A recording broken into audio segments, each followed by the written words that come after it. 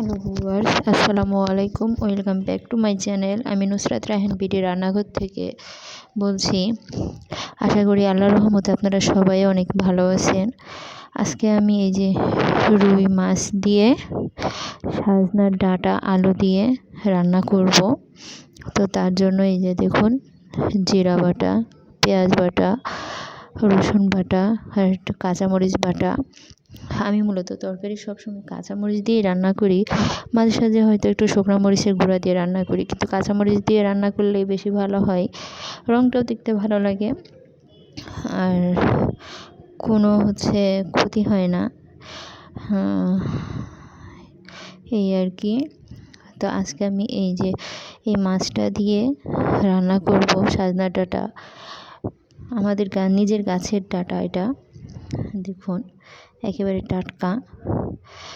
তো এখন আমি মাছটা ভেজে নিব আগে।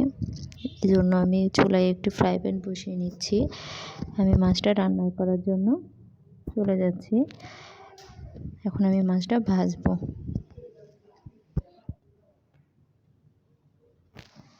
মাছটা ভাজি করার জন্য আমি এতে একটু হলুদ লবণ মাখিয়ে তারপর ভাজি করব। দেখুন ভিউয়ার্স, আমি ফ্রাই প্যানে পর্যাপ্ত তেল দিয়েছি। এখন আমি হলুদ দিয়ে লবণ দিয়ে যে মাছটা মাখিয়ে রেখেছিলাম, এখন আমি এই মাছটা দিয়ে দেব। দেখুন,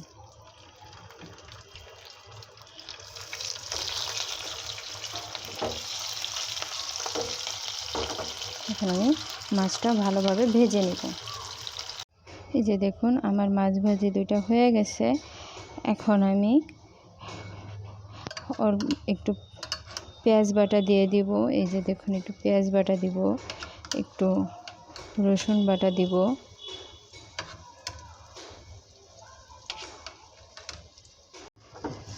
দেখুন ভিউয়ার্স, আমি এই যে সব মশলাগুলো অ্যাড করলাম, জিরা বাটা, রসুন বাটা, পেঁয়াজ বাটা।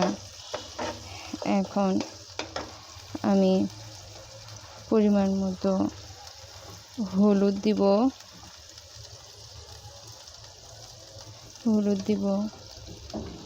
লবণ দিব। এখন আমি সুন্দর করে ভেজে নিব। তারপরে অল্প একটু পানি দিয়ে আমি মশলাটি কষাবো।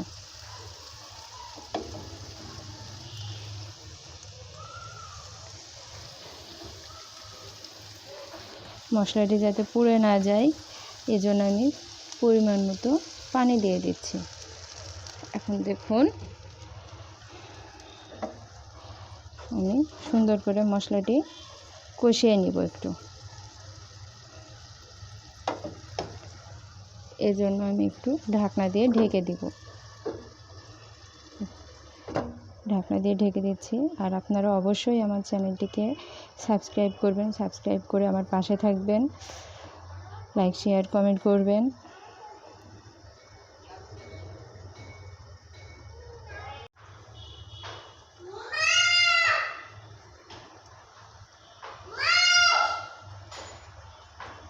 দেখুন, এখন এই যে আমি সজনে ডাঁটাটি দিয়ে দিয়েছি, এখন কষানোর জন্য ঢেকে দিয়েছি। দেখুন, এখন আমি ঢাকনাটি উঠাবো, উঠিয়ে দেখব কি অবস্থা। দেখুন, এই যে দেখুন,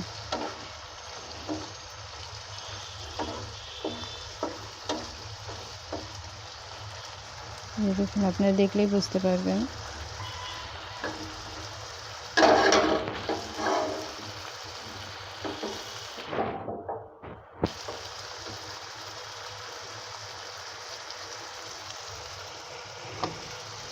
দেখুন, আমার সজনার ডাঁটা দিয়ে আলু দিয়ে কষানোটা সুন্দরভাবে হয়ে গেছে। দেখুন, দেখলেই আপনারা বুঝতে পারবেন।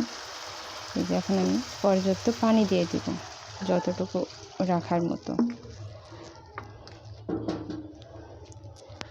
একটু নেড়ে দিব। এখন আমি ঢাকনা দিয়ে ঢেকে দেব।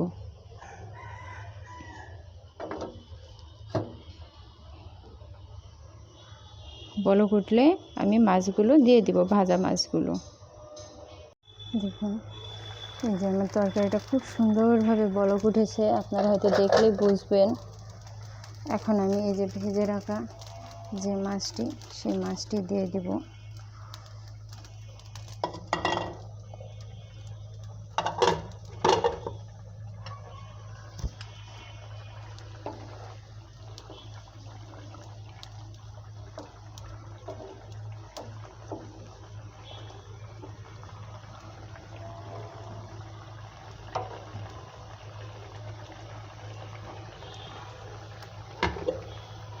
এখন আমি এই যে ঢেকে দিব সুন্দরভাবে সিদ্ধ হওয়া পর্যন্ত, আর ঝোলটা একটু কমে যাওয়া পর্যন্ত। দেখুন ভিউয়ার্স, আমার মাছ রান্নাটি হয়ে গেছে পুরোপুরি। দেখুন, আপনারা দেখলেই বুঝতে পারবেন। এই যে আমি চুলাটা অফ করে দিয়েছি। এখন আমি এই যে মাছটা একটু নামিয়ে ফেলবো কিছুক্ষণ পরে। একটু চুলার উপরে বসানো থাকলে হয় কি ভালো লাগে।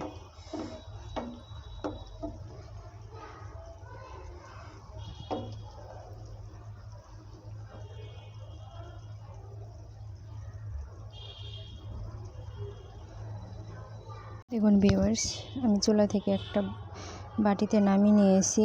দেখুন আমার মাছ রান্নাটি কতটা সুন্দর হয়েছে।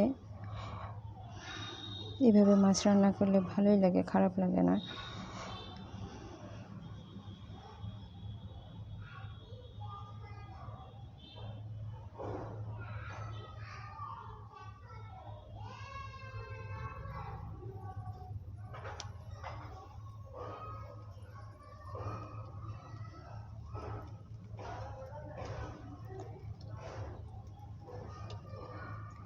আপনারা অবশ্যই এইভাবে মাছটি রান্না করবেন,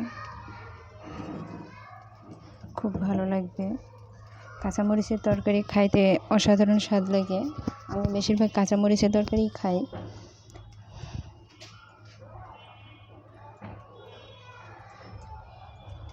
এতক্ষণ সকলকে ধন্যবাদ আমার রান্নাটি দেখার জন্য। অবশ্যই আপনারা আমার চ্যানেলটিকে সাবস্ক্রাইব করবেন, করে আমার পাশে থাকবেন। একটা লাইক, শেয়ার, কমেন্ট করতে ভুলবেন না। এতক্ষণ আমার সাথে থাকার জন্য আপনাদের সকলকে ধন্যবাদ। আপনারা সকলেই অনেক ভালো থাকবেন।